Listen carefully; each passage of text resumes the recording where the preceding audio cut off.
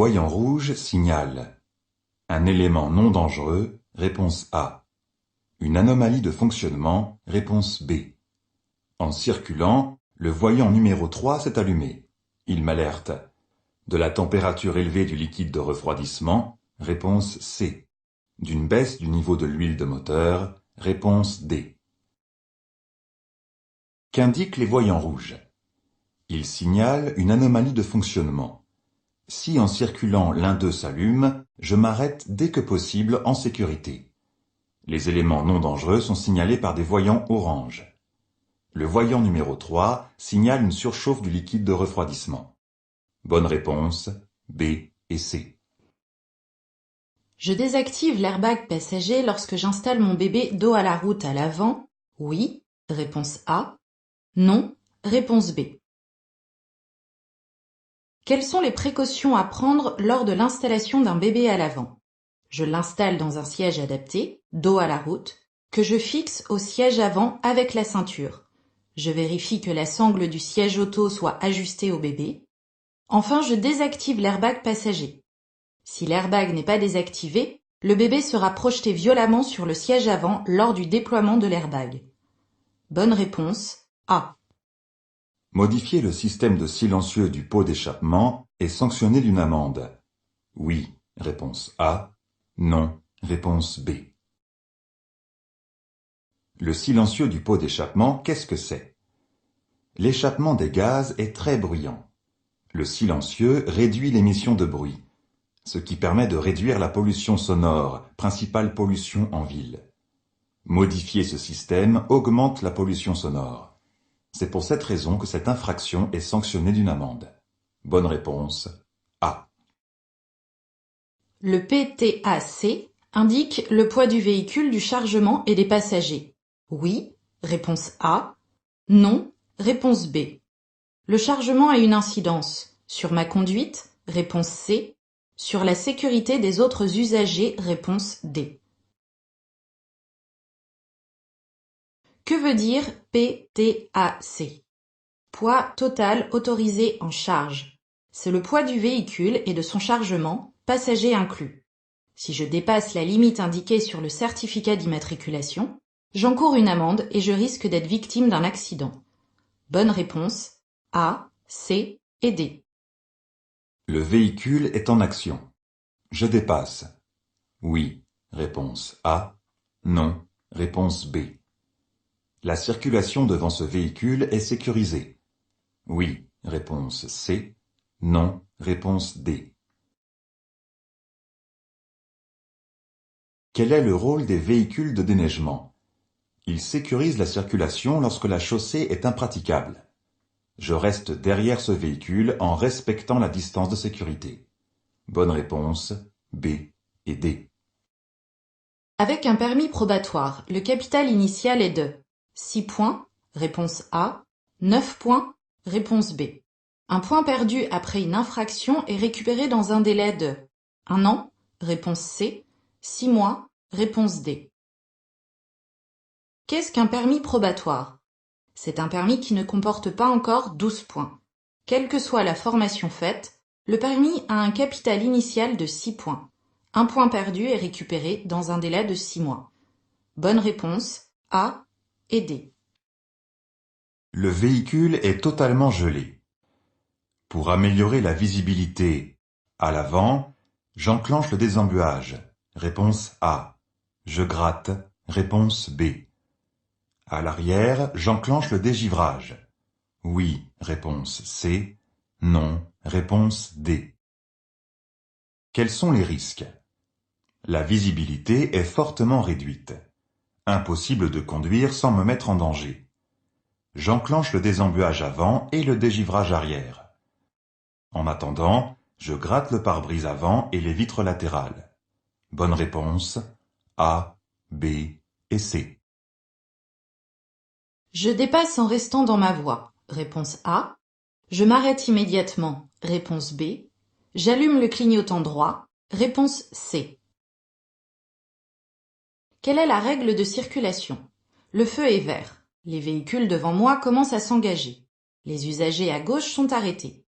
Je peux dépasser avec prudence en m'assurant qu'aucun d'eux ne va me couper la route. Je ne change pas de voie, donc je n'active pas le clignotant, mais je reste prudent. Bonne réponse A. Avec un permis B, je peux transporter, sans me compter, 4 passagers, réponse A, 8 passagers, réponse B, 10 passagers, réponse C. Que me permet le permis B? Il me permet de conduire une voiture de tourisme et de transporter au maximum 8 passagers. Je peux facilement trouver des camionnettes de transport de personnes chez des loueurs de véhicules. Si je dois transporter plus de 8 passagers, je dois passer le permis D, car et bus. Bonne réponse, A et B. La situation permet d'atteindre la vitesse réglementaire. Oui, réponse A. Non, réponse B. À quel moment est-il possible d'atteindre la vitesse réglementaire? Il est souvent impossible de circuler au maximum de la vitesse autorisée sans risque. Je circule sur une autoroute où la limitation de vitesse est encore limitée à 130 km/h. La voie de gauche est fermée à la circulation pour entretien de la chaussée. Je risque de rencontrer des ouvriers et des engins de chantier. Je ne peux pas circuler à 130 km/h. Bonne réponse, B. Une conduite souple est gage de sécurité. Oui, réponse A. Non, réponse B. Je maintiens l'allure, réponse C. J'accélère, réponse D. Qu'est-ce que c'est une conduite souple? C'est évaluer les risques pour adapter mon comportement et l'allure, ce qui m'évite de trop freiner ou de trop accélérer. Je vais aborder un virage où la visibilité est nulle. Je ralentis pour me permettre d'éviter un accident s'il se présente. Bonne réponse, A.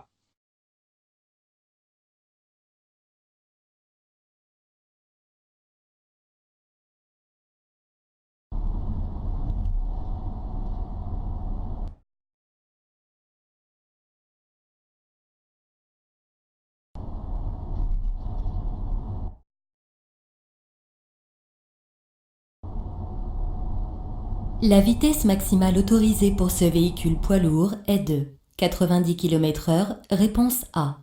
100 km/h, réponse B. Je dois toujours circuler à la vitesse maximum autorisée. Oui, réponse C. Non, réponse D.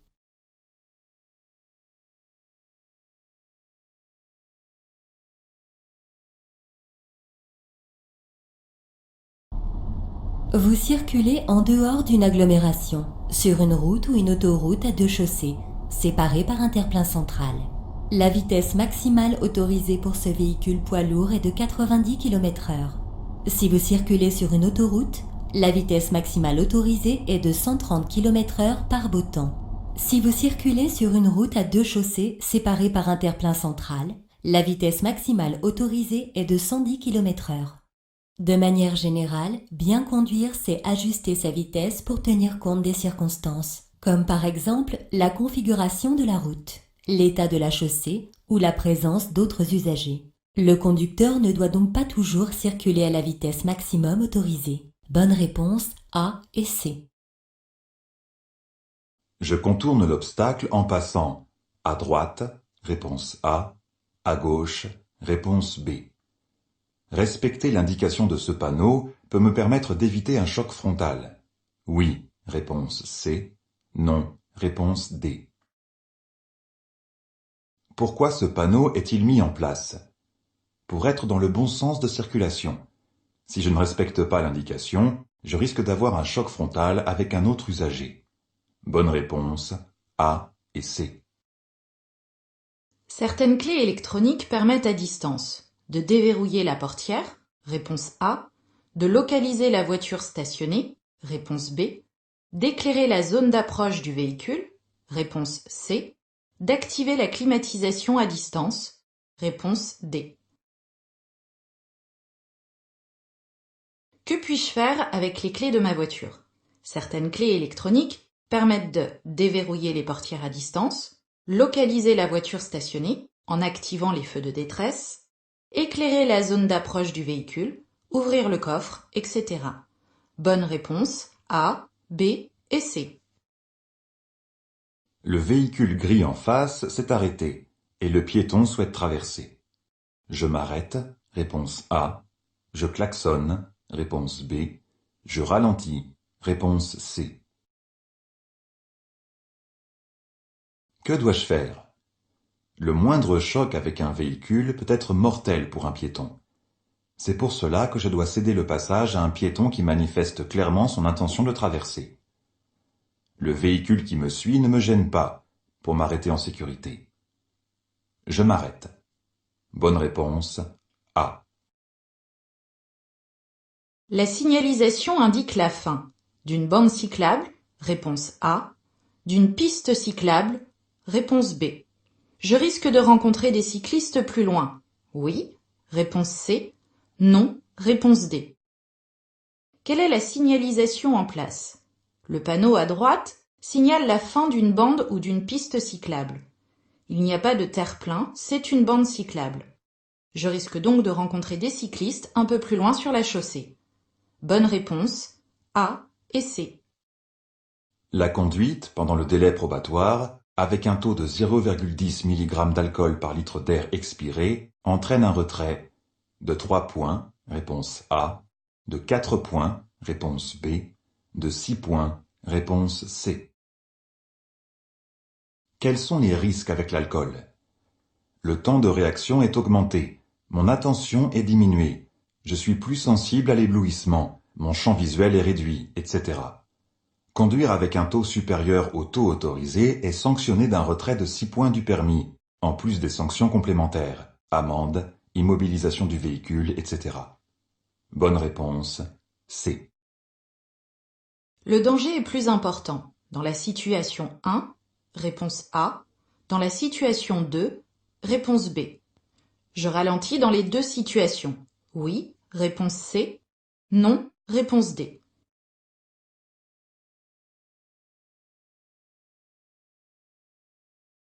Quelle est la différence entre les deux situations? Dans les deux, j'aborde une intersection sans signalisation de priorité. Il s'agit donc d'une priorité à droite. Dans la situation 2, des arbres masquent la visibilité. Dans les deux cas, il y a un risque qu'un usager arrive à droite. Je ralentis. Bonne réponse B et C.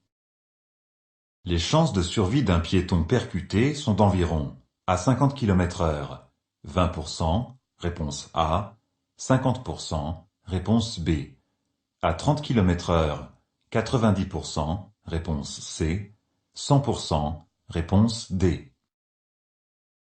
Pourquoi les chances de survie d'un piéton varient-elles ainsi?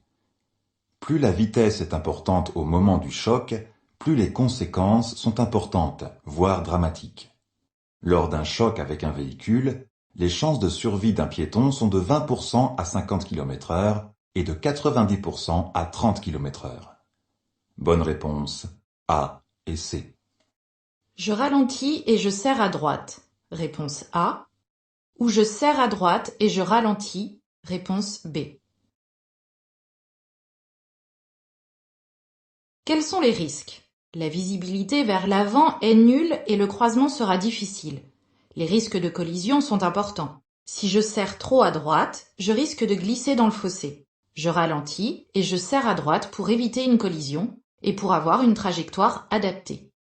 Bonne réponse A.